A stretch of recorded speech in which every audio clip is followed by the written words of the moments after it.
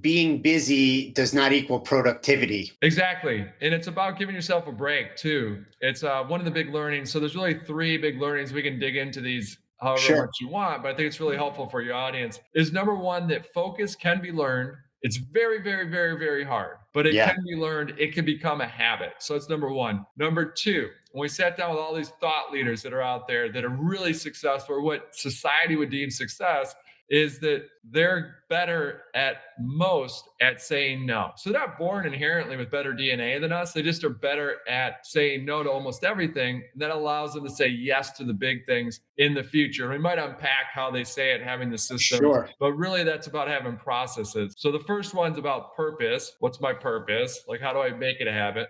The Right. second one's about process. Okay, I need to put systems in place that allow me to focus. And then last but not least, probably the most helpful was for me, it's about progress, not perfection. A lot of us, it's in our DNA. Oh, New Year's resolution. Okay, I'm going to do a miracle morning. So now I'm going to get up at 4:30. I'm going to journal for a half hour. I'm going to meditate for an hour. Right. I'm going to have a gratitude journal right after that. I'm going to sip the tea as the sunrise starts to come up. And then we've kind of set ourselves up for failure because we're going for perfection rather than just that Sure. 1% progress of, okay, Right. I'm not going to drink coffee every day. On Sundays, I'm just not going to drink coffee. Right. It's progress versus perfection. And I've heard the phrase, you want to be perfect or do you want to be happy? Yeah.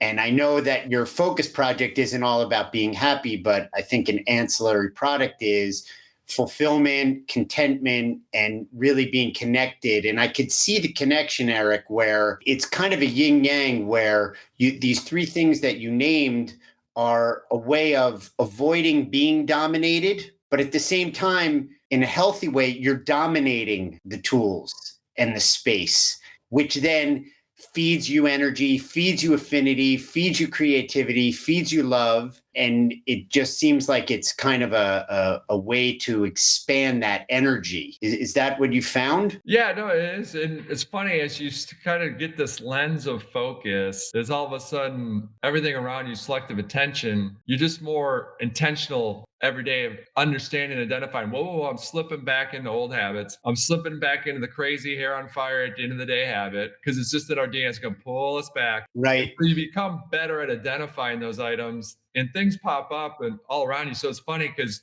during the project, I got home and I couldn't open one of the drawers. So we've got two young girls at home. I couldn't open one of the drawers. Something got Sure. jammed in there. I get the drawer open. I'm like, okay, this is the thing causing the problem. Where can I put this? And literally, there's a drawer next to it that's big, that's completely empty. And so I start moving everything over to that. I go, this is glorious. Let's move everything in this drawer, half of it. And then my 8-year-old comes down. She goes, Daddy, what are you doing? You can't do that. I'm like, what are you talking about? This drawer is so jammed. This one's blank. She goes, that's mommy's drawer. I'm like, it's empty. She goes, that's mommy's drawer. She's like, don't tell, I told you you're going to get in trouble. And she was right. If my wife came home and if I wasn't in the middle of the project, I would have had her institutionalized.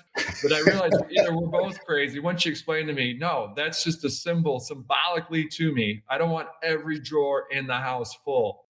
And then I go, that's genius. That's Right. what we're doing with our lives. We're packing, packing, packing. We're trying to get more in that overhead space.